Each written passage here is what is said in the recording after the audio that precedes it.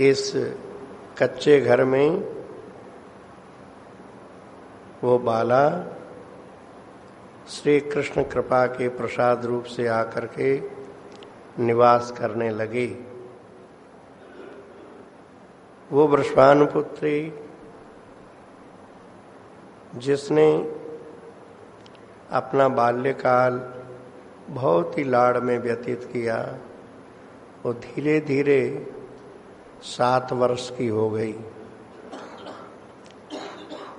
7 वर्ष की होने पर एक दिन उसके मन में अचानक स्फुरना हुई कि हमारे नगर के उत्तर दिशा में जो परम मनोहर वन है, उद्यान है, वहां से भी मैं कुछ फूल बीन के लाऊं। मैं और उद्यानों में, वनों में खेली, पर वहां अब तक गई नहीं। उस वन का बड़ा सुंदर सरस वर्णन वृषभानुपुर की प्रजा के द्वारा ही इस लाडली राधा को समय समय पर सुनने को मिला। पूर्णिमा तिथि और अमावस्या तिथि पर इस नगर की प्रजा उस वन की परिक्रमा लगाती थी। उसमें जिसकी अतिशय निष्ठा होती भगवती के प्रति, उसे भगवती का प्रत्यक्ष दर्शन भी हो जाता था, और वृषभानु महाराज को तो वहाँ देवी के प्रत्यक्ष दर्शन होते ही थे। पर उस वन में बिना राजाज्ञा के किसी का प्रवेश नहीं था। उस वन में ऋतुराज बसंत और शरद, ये 2 ऋतुएं तो हमेशा अतीव सुखद बन करके उस वन की शोभा वर्धित करती रहती थी। पर वैसे 6 ऋतुएं सदा वहाँ रहती थी। पर ग्रीष्म आदि ऋतुएं जो प्राणियों को प्राय संतप्त करने वाली है, उसका प्रभाव उस वन में नगण्य सा ही रहता था। वो वन 12 महीनों सुषमा की खान बना रहता था। अतः श्री राधा के मन में ये उत्कंठा हुई कि मैं उस वन से कुछ पुष्प चयन करके लाऊं।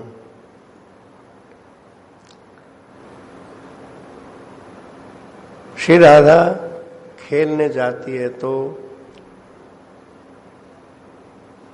अथवा किसी भी कार्य में प्रवृत्त होती है तो इतनी विनीत है कि अपने बाबा से, मैया से पूछ लेती है।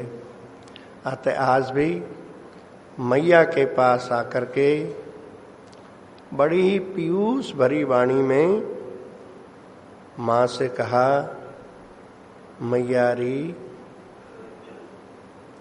सुंदरी उद्यान से मैं कुछ पुष्प बीन लाऊं? ऐसा कह करके हंसी। मैया की दृष्टि गई लाली पर। मैया तो रोज ही लाली को देखती थी, पर आज के देखने में कुछ नवीनता थी। असल में भगवती लीला शक्ति समय समय पर लीला का पट परिवर्तन करती रहती है। अतः आज मैया को लाली के मुख कमल पर जो अब तक निरी बालिका एकदम शैशव कालीन चेष्टा करने वाली लाली में कैशोर्य के दर्शन हो रहे हैं। कैशोर्य के दर्शन हो रहे हैं। 6 वर्ष तक पौगंड की अवस्था मानी गई है।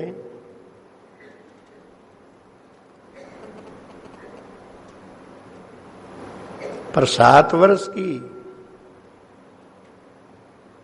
अल्प वयस का लाली में भी आज मैया को कैशोर्य झांकता दिखाई दे रहा है। अतः मैया की स्मृति में आया कि इस लाडली राधा का जैसा ये मुख कमल है, ऐसा एक दिन मेरा भी था। जब मैं इस भवन में नववधू बन करके आई थी तो मैं भी ऐसी लग रही थी। बस इतना मन में आते ही अतीत की अनेक घटनाएं मानस पटल के सामने एक एक करके आने लगी। पहली घटना आई कि जब सुहाग रात का दिन था, महल में महाराज वृषभान जी नहीं, युवराज वृषभान जी पलंग पर विराजित हैं। चरणों के समीप कीर्तिदा जी नमित मुख बैठी हैं। परम एकांत का अवसर है, पर उस समय वृषभान जी के मन में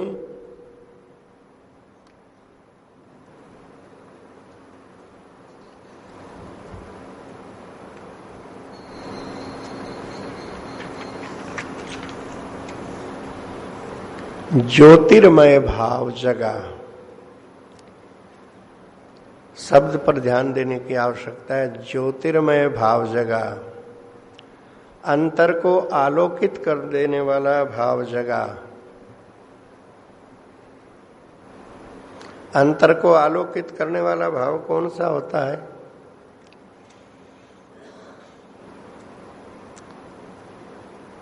पहले दिन प्रकरण में आए ना कि सभी जीव सोए हुए हैं,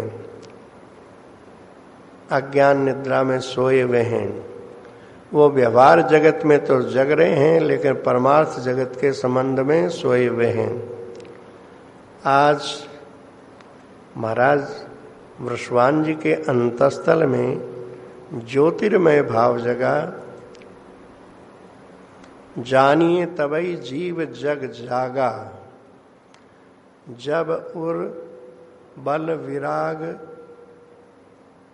जब उर अधिक क्या, जानिए तबई जीव जग जागा।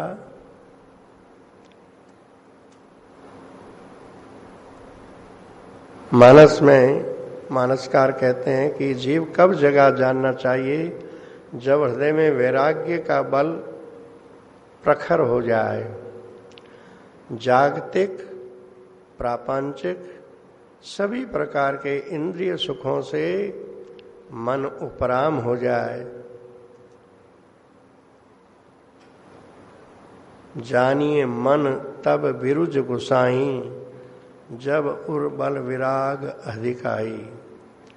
ऐसा शुभ क्षण जिसके जीवन में आता है, तभी भगवान की ओर कदम बढ़ाने की प्रवृत्ति जगती है। वृषभान जी के अंतर में इस तरह की भावनाएं जगने पर उन्होंने कीर्तिदा जी से निवेदन किया, मेरे मन में जो विचार आ रहे हैं उन विचारों का ठीक से पालन तुम्हारे सहयोग के बिना नहीं हो सकता। क्या इन विचारों से तुम सहमत हो? मेरे मन में आ रहा है कि अभी इसी क्षण से हम दोनों भगवती जगत जननी त्रिपुर सुंदरी के बिना मोल के दास और दासी बन जाएं, किंकर और किंकरी बन जाएं, केवल उनकी सेवा के लिए ही जीवन धारण करें। हाँ, उनका प्रत्यक्ष आदेश जब कभी मिल जाए तो वंश परंपरा के लिए एक पुत्र भले ही हो जाए, इसके बाद तो से सारा जीवन उनके पदनख ज्योति में समर्पित रहे। हम एक ऐसा आदर्श रखें जिसे अपना कर प्रजा सुखी हों।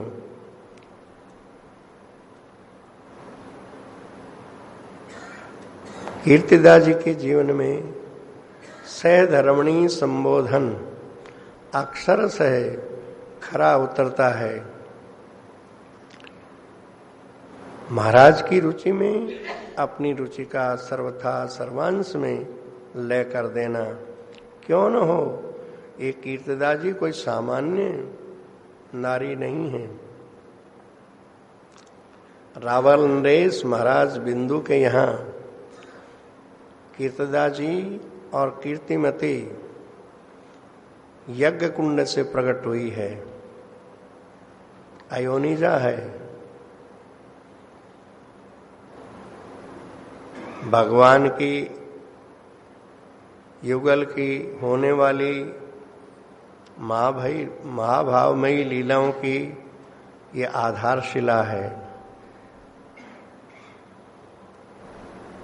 अतः दोनों ने प्रसन्नतापूर्वक इस बात को स्वीकार करके कुछ महीने बिताए भगवती की सेवा अर्चा करते हुए। पर सेवा अर्चा करने का भाव होते हुए भी सेवा पद्धति सीखनी पड़ती है। सेवा पद्धति में अनेक क्रम होते हैं। किस उपचार के बाद कौन सी क्रिया करनी चाहिए। अतः भगवान शिव की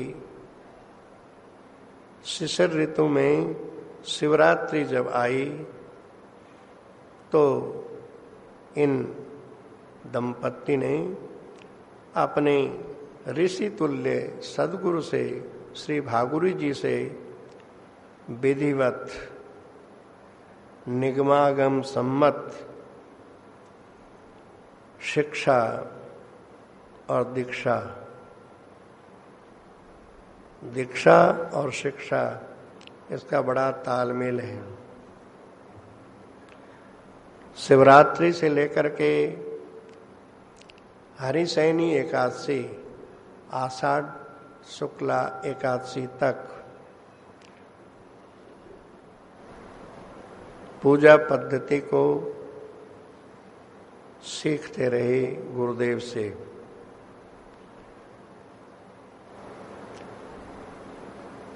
जब गुरुदेव की बताई पद्धति को सांगोपांग सीख लिया तब इन्होंने सेवा प्रारंभ की।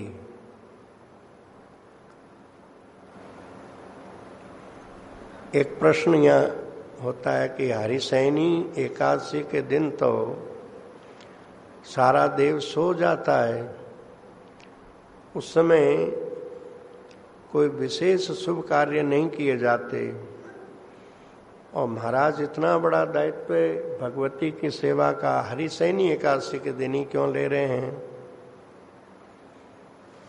तो इसका समाधान करते हुए बताया जाता है, महाराज ने संकल्प क्या किया है कि हम दोनों आजीवन संयमित जीवन व्यतीत करते हुए भगवती की आराधना करें। अर्थात इन उन्मादी भोगों से सर्वथा अलिप्त होकर के हम भगवती की सेवा करें, ये उनका मनोरथ है। और देवताओं का मनोरथ क्या होता है मालूम है? इंद्रिय द्वार झरोखा नाना, तह तह करी बैठे सुर थाना, आवत देखई विषय बयारी, ते हटि देई कपाट उघारी। इंद्रिय सुरनन ज्ञान सुहाई, विषय भोग पर प्रीति सदाई। किसी के इस प्रकार त्यागमय जीवन का संकल्प देवताओं को प्रिय नहीं लगता, क्योंकि देवता प्राणियों के इंद्रिय गोलकों में बैठ करके स्वयं भोगों का आस्वादन करते हैं।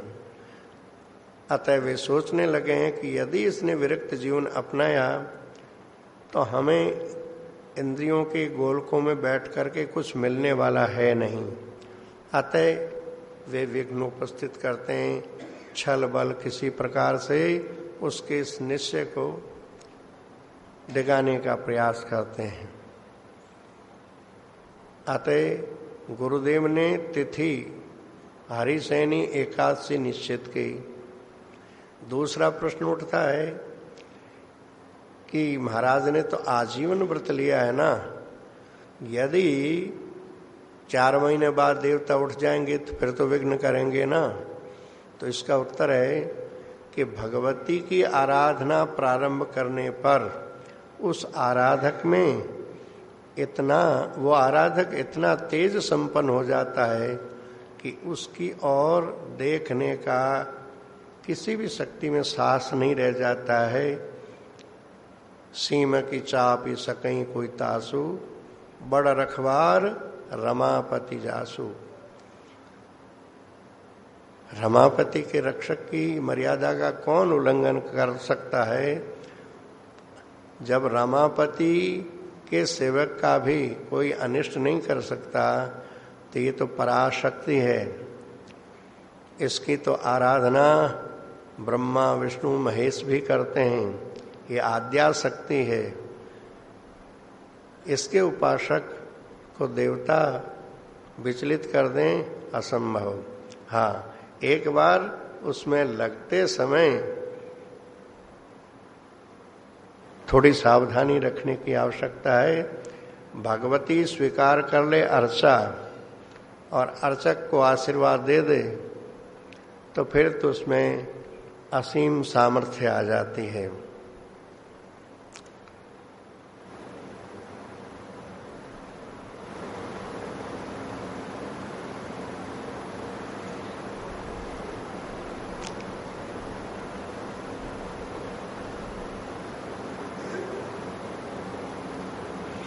महाराज के महल में ही अद्भुत स्वर्ण से विरचित भगवती का मंदिर है, प्रतिमा है।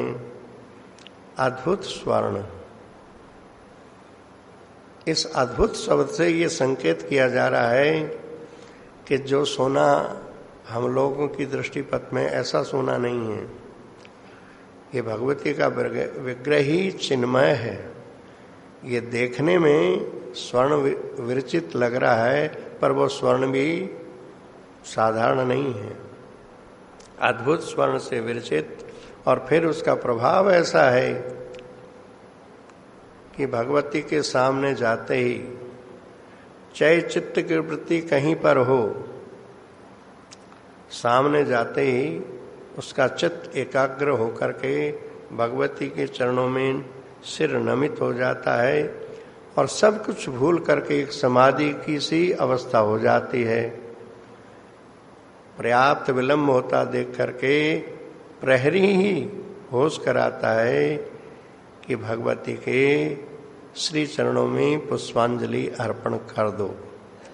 तब कहीं जा करके पुष्प लेकर के वो पुष्पांजलि अर्पण करता है।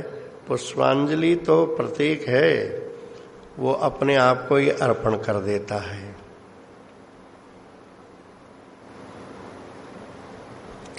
तब कहीं जाकर के उसे अपने अगले कर्तव्यों का स्मरण होता है। ऐसा वो विलक्षण स्वरूप है। महाराज वृषभान जी के महल में 7 द्वार हैं, 7 द्वार। भगवती त्रिपुर सुंदरी का मंदिर 6ठे द्वार पर है। 9 महादेव इस भगवती की आराधना करते रहते हैं। कोई महल में प्रवेश करना चाहे, 7वें द्वार में प्रवेश करना चाहे तो भगवती की प्रसन्न अनुमति लेना उसके लिए आवश्यक होता है। अतः श्री राधा भाव में, रागानुगा भक्ति में प्रवेश पाने वालों के लिए भगवती की अनुकूलता प्राप्त करना अनिवार्य है। बाबा ने अपने जीवन में भगवती की भक्ति भाव से आराधना करके उनका साक्षात दर्शन पाया था अक्षय तृतीया के दिन।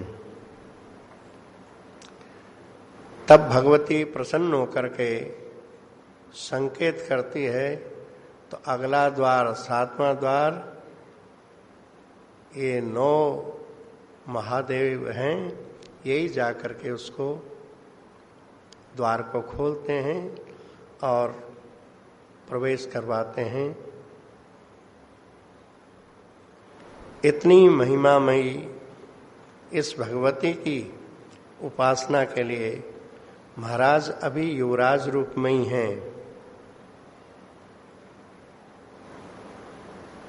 इतनी कम उम्र में ही ऋषि तुल्य पितृ चरणों की अनुमति लेकर के उन्होंने सेवा की पूरी संभाल अपने ऊपर ले ली। इसके पहले भगवती की पूजा भूदेवों के द्वारा, ब्राह्मणों के द्वारा होती रहती थी। ये भूदेव प्रस्वानपुर के हैं कि अन्यत्र के हैं, तो कहते हैं ये भूदेव भी कोई सामान्य भूदेव नहीं है। भगवती के ऐसे सिद्ध उपासक हैं कि ये सूर्य लोक से प्रकट हुए हैं, सूर्य लोक से प्रकट हुए हैं और इस श्री विद्या के सिद्ध जानकार हैं। तो इनसे महाराज वृषभान जी कुल देवी का इतिवृत्त पूछते कि भगवान कृपा करके बताइए, ये हमारी कुल देवी कब से यहाँ पर आराधित है, पूजित है। तो वे हंस करके इतना ही कह देते कि हे वत्स, प्रतीक्षा करो, ये जगत जननी समय आने पर स्वयं परिचय देगी।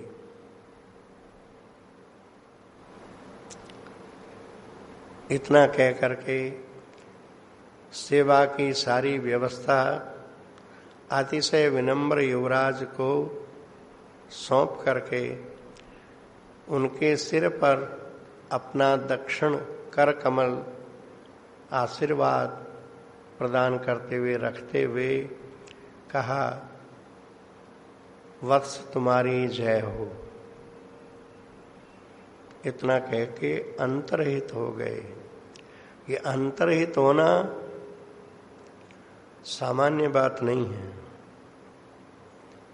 शरीर अंतर्हित होना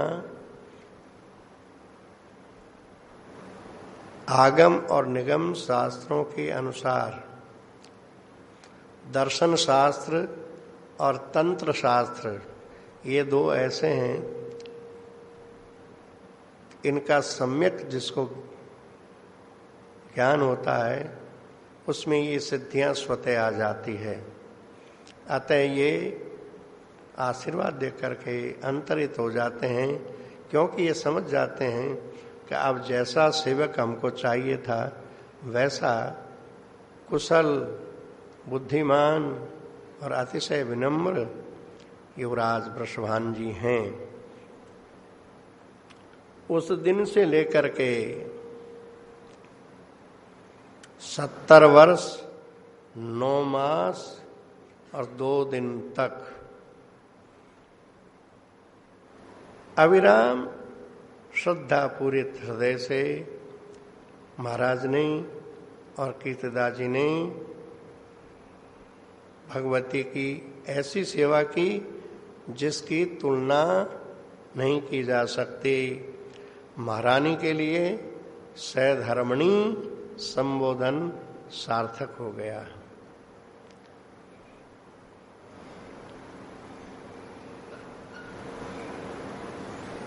इतने दिनों के बाद फिर हरिशयनी एकादशी आई।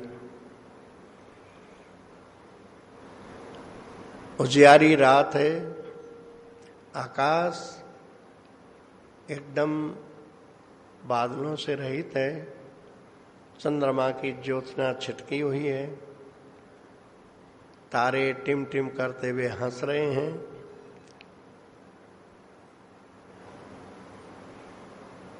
मंदिर में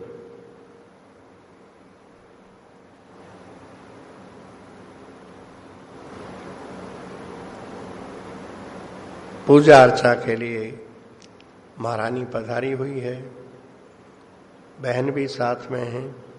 ये दोनों अंतःसत्त्वा है, अर्थात ये दोनों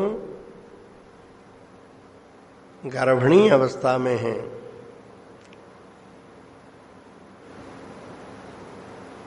इस हरिशयनी से, आज जो हरिशयनी है, इस हरिशयनी से 9 मास और 2 दिन पहले आश्विन शुक्ला नवमी तिथि है। इस हरिशयनी एकादशी से 9 मास पूर्व, 9 मास और 2 दिन पूर्व आश्विन शुक्ला नवमी तिथि है। मातृ नवमी भी कहते हैं उस तिथि को, मातृ नवमी। उस दिन भगवती साक्षात प्रकट होकर के इन दोनों को दर्शन दिया, कीर्तिदा जी को और उनकी बहन कीर्तिमती को दर्शन दिया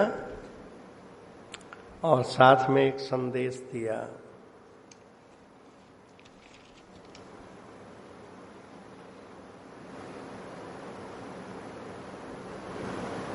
भगवती ने प्रकट होकर के कहा, कीर्तिदे, तेरे यहाँ राजपुत्र का जन्म होने से पहले मैं महाराज के मंत्री श्री सत्यभानु, जो महाराज के छोटे भाई की तरह हैं, अत्यंत विश्वास पात्र हैं, उनकी पत्नी कीर्तिदा जी की सगी छोटी बहन है। उनके यहाँ मैं, उनके महल को मैं अपनी क्रीड़ा भूमि बनाऊंगी और बना करके जो आगे होने वाली महाभावमयी लीला है, उस लीला का उद्घाटन मेरे द्वारा होगा। जैसे किसी नाट्य का रंगमंच का उद्घाटन नटी और नट करते हैं, इसी प्रकार मेरे द्वारा रंगमंच का उद्घाटन होगा। आता है भगवती ने प्रत्यक्ष दर्शन 9 मास और 2 दिन पहले दिए थे। आश्विन शुक्ला नवमी, मातृ नवमी के दिन आज एकादशी है। आज पूरे वृषभानुपुर में उत्सव मनाया जा रहा है। देव प्रबोधनी और हरिशयनी, ये 2 एकादशियां ऐसी है कि मंदिरों में रात्रि भर जागरण होता है, घर घर उत्सव मनाया जाता है। ये दोनों ही तिथियां बड़ी पावन मानी जाती है। वैसे तो एकादशी परम पावन है ही, उनमें भी इन 2 का विशेष महात्म्य है। तो आज वृषभानुपुर में उत्सव मनाया जा रहा है। अभी अर्धरात्रि होने में आधी घड़ी की देर है। महाराज वृषभान जी नीराजन का थाल लिए हुए, आरती सजाए हुए खड़े हैं, पास में महारानी भी खड़ी है। इतने में ही उनका ध्यान गया भगवती के मुख कमल की ओर, तो देखा भगवती कुछ अलसाई सी नजर आ रही है। इतने में ही मंत्री के महल से दासी दौड़ती हुई आके कहती है महारानी को, सचिव गृहिणी अर्थात आपकी छोटी बहन कीर्तिमती प्रसव वेदना का अनुभव कर रही है। महारानी ने भगवती की ओर देखा तो भगवती के पलकें क्षण भर के लिए हिली और संकेत किया वहीं जाने के लिए। अतः महारानी ने भगवती के चरण नख को नमन करके और वहां पहुंची तो क्या देखती है, भगवान सूर्य देव की प्रखर किरणें जैसे चमकती है। तो भगवान सूर्य की प्रखर किरणों के सामने तो हम देख नहीं सकते और उसमें असह्य तेज भी होता है, लेकिन यहाँ प्रकाश तो वैसा ही है और वो प्रकाश अतिशय सुखद है। लेकिन वो जो दासी थी उसकी तो आंखें चौंधिया गई, वो तो कक्ष में प्रवेश ही नहीं कर पाई। महारानी भीतर गई तो देखती है कीर्तिमती आंखें बंद की वे ध्यानस्थ है। देखिए लीला का प्रकाश कैसा है। अभी अभी प्रसव वेदना का अनुभव कर रही थी और अभी अभी वो बिल्कुल ध्यानस्थ है। महारानी ने देखा कि उसकी गोदी में अचानक जगन माता एक बालिका का रूप लेकर के प्रकट हो जाती है। अप्रतिम सुंदरी बालिका का वेश लिए प्रकट हो जाती है।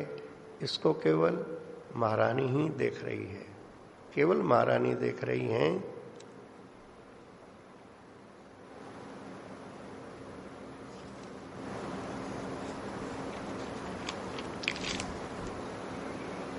देखते देखते अर्थात अप्रतिम सुंदरी बालिका है ना, तो देखते थे वो बालिका सद्योजात बालिका जैसी बन जाती है।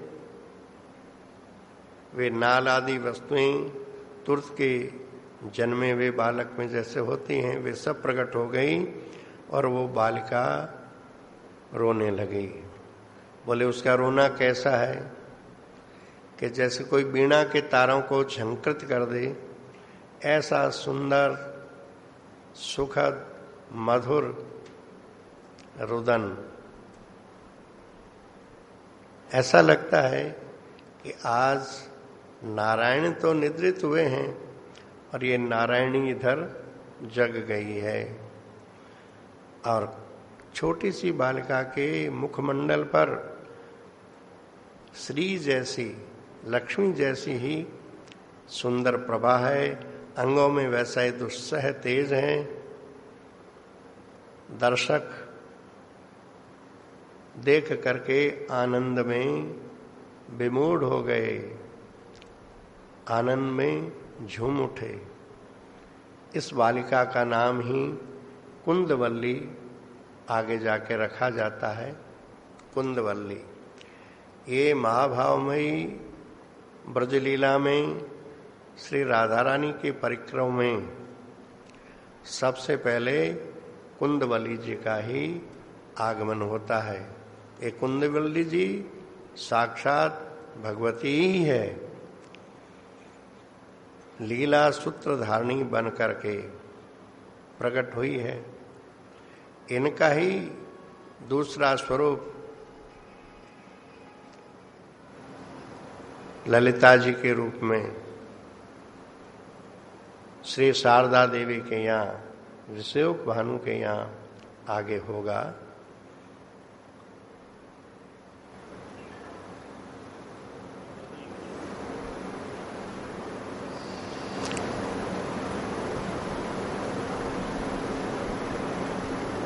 श्रीराम के प्राकट्य तक का पढ़ के फिर पाठ करेंगे। कुंदवल्ली जी के आने के बाद कीर्तिदा मैया ने कहा उत्सव मनाया जाए, तो कीर्तिमती जी ने कहा बहन थोड़ी रुको, मुझे याद है भगवती ने जो दर्शन दे के आशीर्वाद दिया था ना, तो तो तेरे यहाँ भी तो राजपुत्र आने वाला है, ये पहले आई है, वो भी आने वाला है, वो जब वो आ जाए तो दोनों का एक साथ मनाएंगे। तो महारानी को भी बात याद आ गई। ठीक, 7 दिन बाद श्रावण कृष्णा तीज तिथि आती है, बुधवार है। सूर्य नारायण अस्ताचल की ओर जाने में अभी 5 घड़ी की देर है। उसी समय वर्षमान महाराज के महल से धौंसे की आवाज नगरवासियों को सुनाई पड़ी। जैसे नगाड़ा होता है ना, उसका बड़ा आकार होता है, उसको धौंसा कहते हैं, काफी बड़ा होता है, कई लोग चारों तरफ खड़े होकर के बजाते हैं। और महल के ऊपर से आवाज आ रही है तो पूरे बृषभानपुर में गूंज रही है, वहीं तक नहीं, आसपास दूर दूर तक उसकी आवाज जाती है।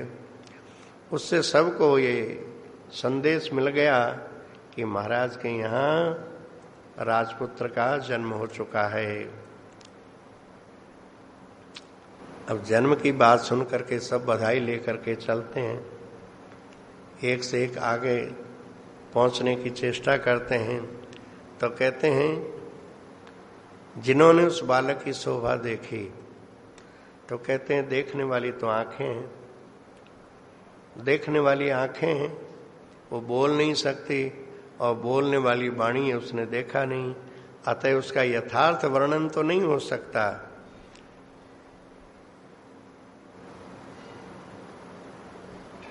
पर कहने के लिए ये कहा जा सकता है कि स्वयं श्री नारायण ही अपनी माया से 4 भुजा की जगह तो 2 भुजा धारण कर ली, 2 छिपा ली, और अपना नील वर्ण जो है ना वो भी छिपा लिया, गौर वर्ण बना लिया। पर वही आए हैं, श्री नारायण ही आए हैं, ऐसा अनुभव कर रहे हैं।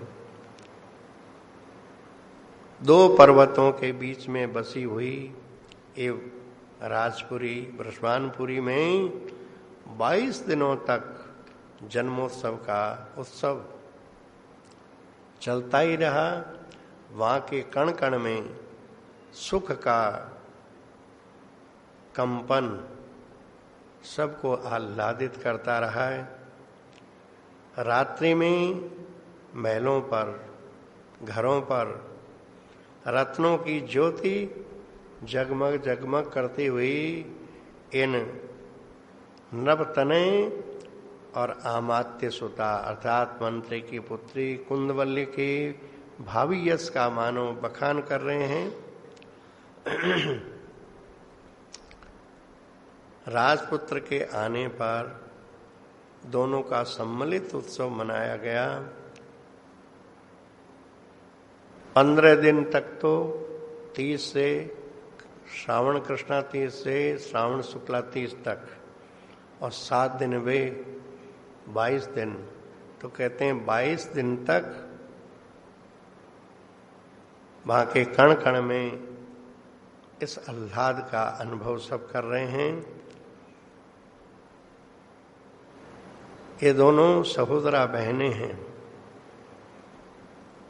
छोटी बहन की इच्छा थी राजपुत्र आने पर ही उत्सव मनावें, और यही बात भगवती की भी कही हुई थी। अतः उस समय यह श्रावण कृष्णा तृतीया सबके लिए परम सुखद बनी। छंद संख्या 16 से थोड़ा आगे पीछे पाठ करें तो अच्छा रहेगा। एक तुम बोलो, उसी को पीछे कोई दोहराए तो अच्छा लगे। ये दोहराएंगे, हम भी दोहराएंगे जहाँ तक हो। रिपीट करना उसी लाइन को। हाँ, कोई पीछे भी बोलना चाहे तो जल्दी जल्दी में समझ में नहीं आएगा। शब्दों का महत्व है। इन ये बाबा के शब्दों में कहें तो वे कहते हैं कि ये वाक्य नहीं है, ये मंत्र हैं। जैसे रामायण की चौपाई मंत्र हैं, ऐसे ये मंत्र हैं। तो मंत्रों का उच्चारण ढंग से करने पर उसका विशेष प्रभाव होता है। मंत्रों की व्याख्या तो उस भाव को समझने के लिए की जाती है, लेकिन मंत्रों का उच्चारण ज्यों का त्यों उन्हीं शब्दों में करना चाहिए। छंद संख्या 16। पुस्तक जिनके पास है वे पुस्तक देखें, नहीं तो श्रवण करें। है बात एक दिन की जब वह थी, वर्ष 7 की है प्रियतम। है बात एक दिन की जब थी, वर्ष 7 की है प्रियतम। मन में आया जाऊं वन में, मैं पुष्प चयन करने प्रियतम। मन में आया जाऊं वन में, मैं पुष्प चयन करने प्रियतम। उत्तर की ओर मनोहरता बने एक विशाल घना प्रियतम। उत्तर की ओर मनोहर था वन एक विशाल घना प्रियतम। कल कल निनादनी के तट पर शोभा का कर हे प्रियतम। कल कल निनादनी के तट पर शोभा का आकर हे प्रियतम।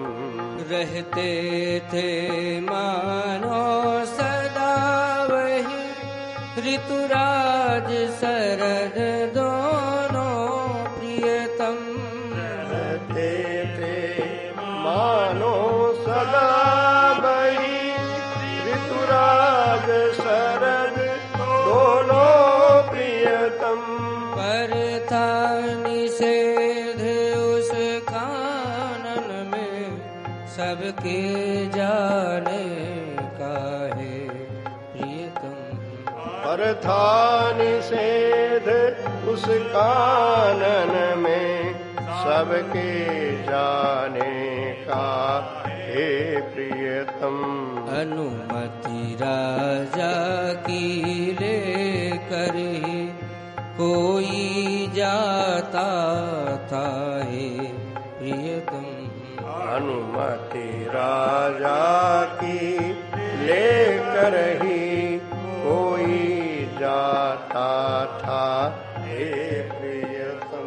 नप को अपनी कुल देवी के दर्शन होते उसमें प्रियतम।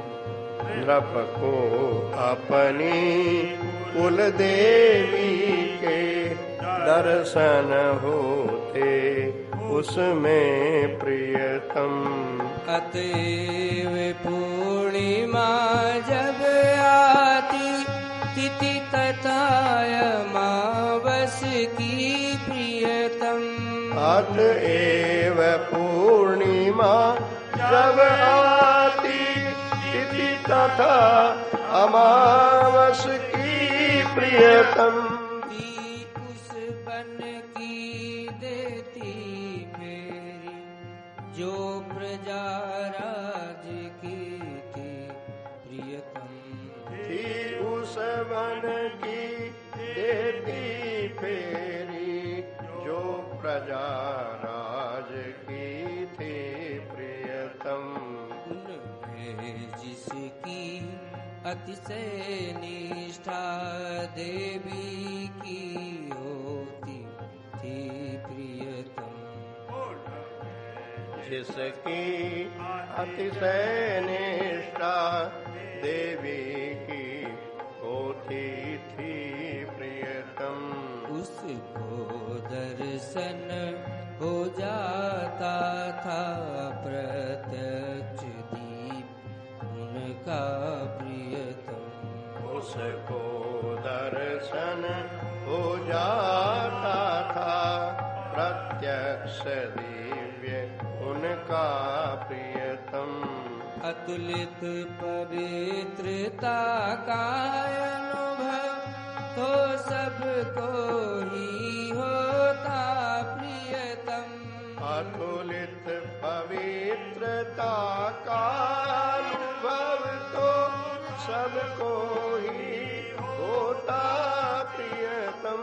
सब आया कर अपनी अपनी बातें कहते थे प्रियतम।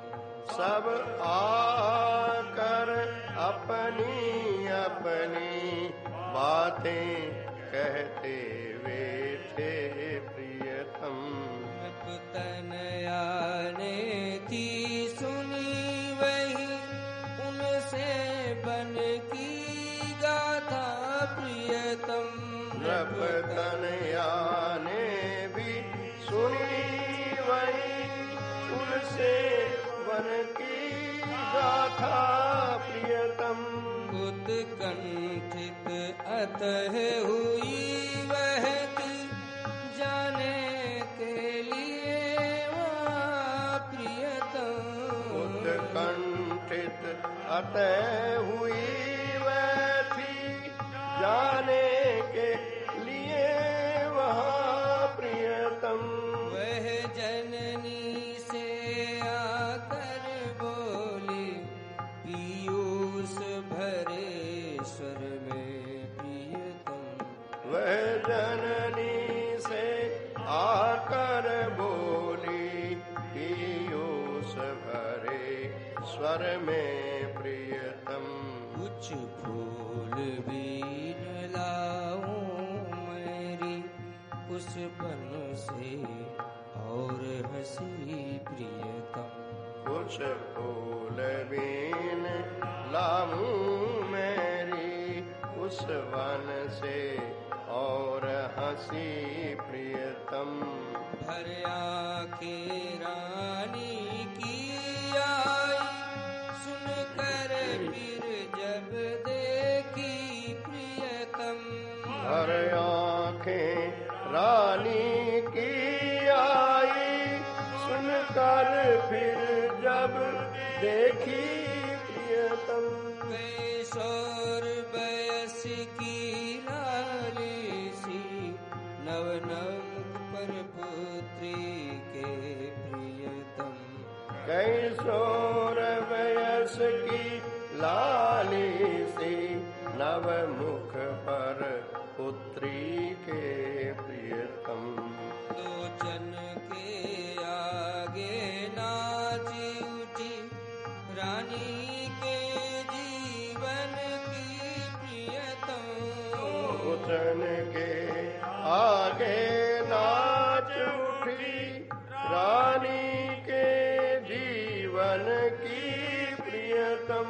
घटना प्राचीन नवीन वधु थी बनी वही आई प्रियतम। घटना प्राचीन नवीन वधु थी बनी वही आई प्रियतम। वह थी सुहाग की रात मौन थे आर्य पुत्र बैठे प्रियतम। वह थी सुहाग की रात मौन थे आर्य पुत्र बैठे प्रियतम। वे थी बैठी था झुका हुआ सिर उनके चरणों में प्रियतम। वे थी बैठी था झुका हुआ सिर उनके चरणों में प्रियतम। जीवन संगनी अलौकिक थी सुंदरी मिली फिर था प्रियतम। जीवन संगनी अलौकिक थी सुंदरी मिली फिर था प्रियतम। दोनों में ही नव यौवन का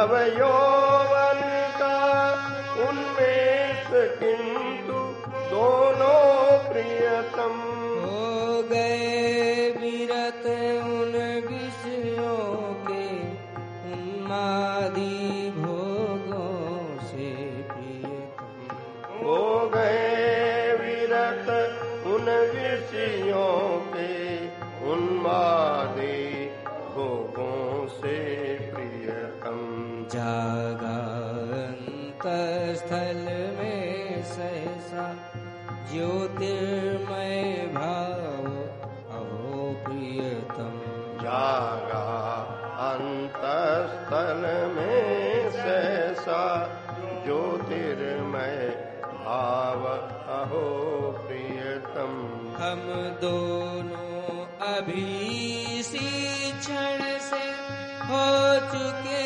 समर्पित हैं प्रियतम हम दोनों अभी इसी क्षण से हो चुके समर्पित हैं प्रियतम जो कृपामयी त्रिभुवन जननी है उनके श्रीपद में प्रियतम जो कृपामयी त्रिभुवन जननी है उनके श्रीपद में प्रियतम किंकरी और किंकर हम दोनों विकृत हुए प्रियतम किंकरी और किंकर हम हैं दोनों विकृत हुए प्रियतम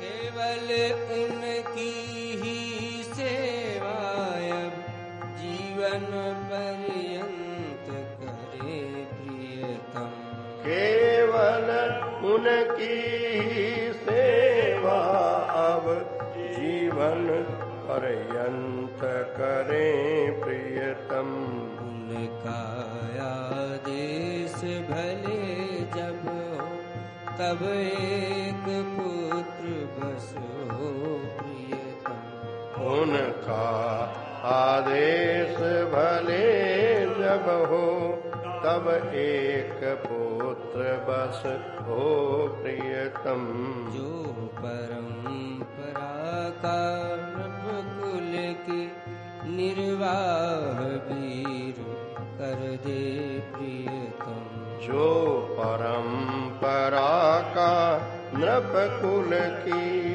निर्वाह वीर कर दे प्रियतम पश्चात सदा के लिए लीन हम हो श्रीपद नख में प्रियतम पश्चात सदा के लिए लीन हम हो श्रीपद नख में प्रियतम आदर्श रखे हम जिसे प्रजा अपना कर सुखी बने प्रियतम आदर्श रखें हम जिसे प्रजा अपना कर सुखी बने प्रियतम इस निश्चय को लेकर उन्होंने कुछ खामास बिताए थे प्रियतम